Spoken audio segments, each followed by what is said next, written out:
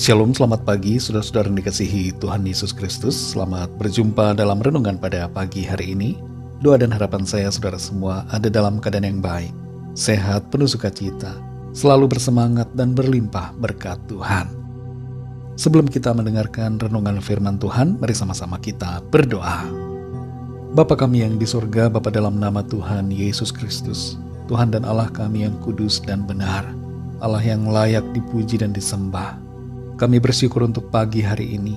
Kembali kami bangun dengan kekuatan, kesehatan dan berkat kebaikan Tuhan. Kesempatan yang Tuhan berikan pada kami mau pakai untuk memuliakan nama Tuhan. Saat ini kami mau mendengarkan sabda firman-Mu. Urapi kami Tuhan, agar kami mengerti akan kehendak-Mu dan taat melakukan firman-Mu. Dalam nama Tuhan Yesus kami berdoa. Haleluya, amin. Saudara dikasih Tuhan, pembacaan Alkitab kita pada saat ini terdapat dalam Wahyu pasal yang ke-18.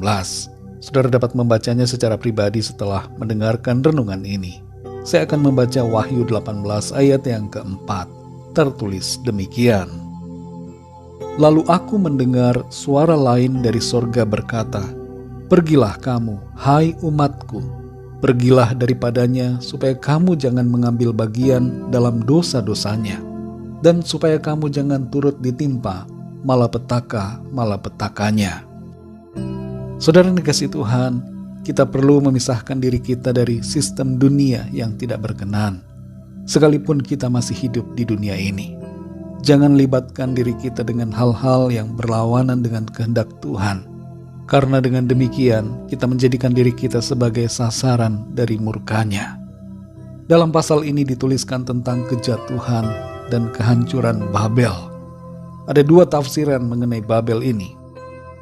Yang pertama, Babel dipandang sebagai sebuah kota atau bangsa yang benar-benar ada, yang mewujudkan aspek-aspek berdosa dari kota yang digambarkan dalam pasal 18 ini. Walaupun kemungkinan besar pada kenyataannya, nama Babel di sini hanya merupakan sebuah simbol, tapi secara fakta, kota yang digambarkan di pasal ini diyakini mempunyai wujud yang nyata. Tafsiran yang kedua berpendapat bahwa Babel di sini melambangkan seluruh sistem dunia yang berada di bawah pemerintahan antikristus dan pada akhir dari masa kesengsaraan besar mendapatkan penghukuman dari Tuhan. Kita perhatikan dalam ayat yang keempat, saudara.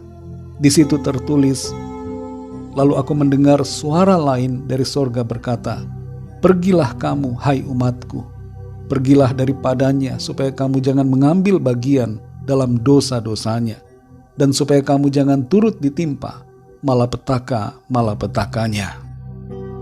Ayat ini mengingatkan kita kepada peristiwa yang dialami oleh Lot dan keluarganya, ketika mereka disuruh malaikat keluar dari Sodom, karena kota itu akan segera dihancurkan.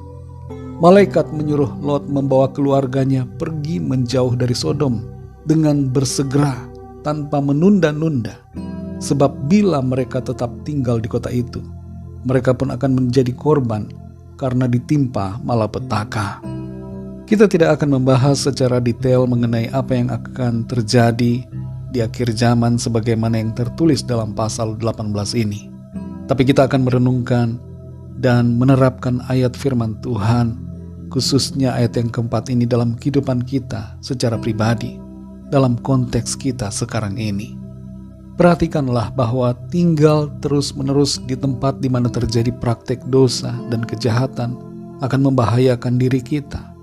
Sekalipun kita hidup benar, kita pun dapat terpengaruh dan terdampak dari hukuman yang akan ditimpakan. Firman Tuhan mengatakan di ayat yang keempat, "Pergilah kamu, hai umatku." Ini berarti bahwa Tuhan menghendaki kita keluar dari sistem yang tidak berkenan kepadanya. Tuhan tidak mau kita menjadi bagian dari sistem dunia yang berdosa dan jahat. Kita perlu memisahkan diri dan memegang prinsip kebenaran.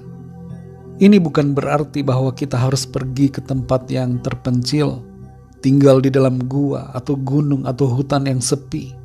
Tapi pada prinsipnya adalah bahwa kita tidak menjadi sama dengan dunia. Kita memisahkan diri dari segala tindakan yang berdosa. Dalam Imamat 20 ayat 26 Di situ tertulis, "Kuduslah kamu bagiku, sebab aku ini Tuhan kudus, dan aku telah memisahkan kamu dari bangsa-bangsa lain, supaya kamu menjadi milikku." Dan dalam 1 Petrus 1 ayat yang ke-16 tertulis, "Kuduslah kamu, sebab aku kudus." Kudus di sini berarti terpisah dan dikhususkan. Dan ini bermakna bahwa kita terpisah dari sistem dunia dan dikhususkan bagi Tuhan.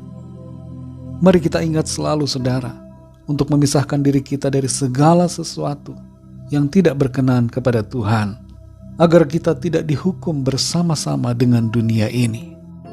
Dalam lingkungan di mana kita berada, dalam studi, pekerjaan, usaha, dalam keluarga, pergaulan dan pelayanan, mari kuduskan diri kita bagi Tuhan.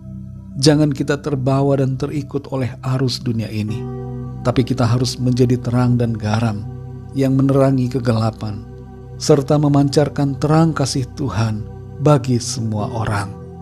Mari tetap pegang teguh prinsip kebenaran firman Tuhan dan hidup taat melakukan kehendak-Nya. Mari kita berdoa, saudara. Bapa kami yang di sorga, Bapa, dalam nama Tuhan Yesus Kristus, kami bersyukur untuk firman-Mu yang sudah kami dengar pada saat ini. Kami diajar untuk memisahkan diri kami dari dunia, menguduskan diri kami hanya bagi Tuhan, berpegang pada prinsip kebenaran-Mu, melakukan firman-Mu. Tolong kami ya Roh Kudus, supaya dalam keseharian kami dapat terus berdiri di atas kebenaran firman Tuhan. Kami menjadi terang dan garam yang menerangi kegelapan dan memancarkan terang kasih-Mu bagi orang-orang di sekitar kami. Di dunia ini ada banyak tantangan dan godaan yang hendak menjatuhkan kami. Karena itu tolong kami Tuhan, supaya kami tetap berdiri teguh dalam iman dan selalu setia kepada-Mu. Berkati kami Tuhan di sepanjang hari ini, dalam segala aktivitas kami. Tuntun kami dan berikan kami hikmat untuk mengambil keputusan dan tindakan yang senantiasa menyenangkan hati Tuhan. Kami bawa kepada-Mu setiap permohonan doa dan pergumulan kami secara pribadi, agar Tuhan melawat kami, menyatakan pertolongan-Mu atas setiap kami. Kami percaya kami alami jawaban doa, kami alami kemenangan, berkat dan sukacita Tuhan. Terima kasih Tuhan, dalam nama Tuhan Yesus Kristus, kami sudah berdoa dan mengucap syukur. Haleluya.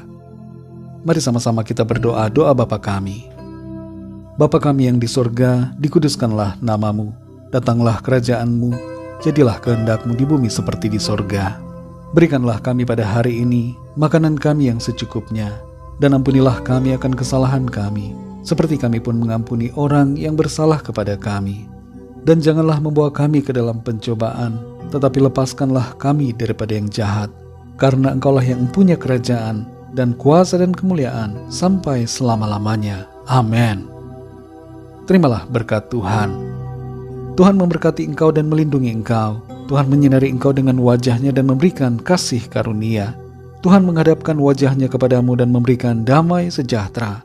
Berkat anugerah dari Allah Bapa, cinta kasih karunia dari Tuhan Yesus Kristus, dalam persekutuan dan penghiburan Roh Kudus, menyertai saudara semua, sekarang ini dan sampai selama-lamanya.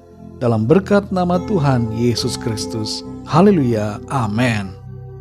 Puji Tuhan, saudara yang dikasihi Tuhan, saya percaya firman Tuhan menjadi berkat dan kekuatan buat saudara semua, dan Roh Kudus akan menolong saudara untuk lebih lagi memahami kebenaran firman Tuhan. Tuhan Yesus memberkati saudara semua. Selamat beraktivitas dan sampai jumpa dalam renungan yang berikutnya. Haleluya.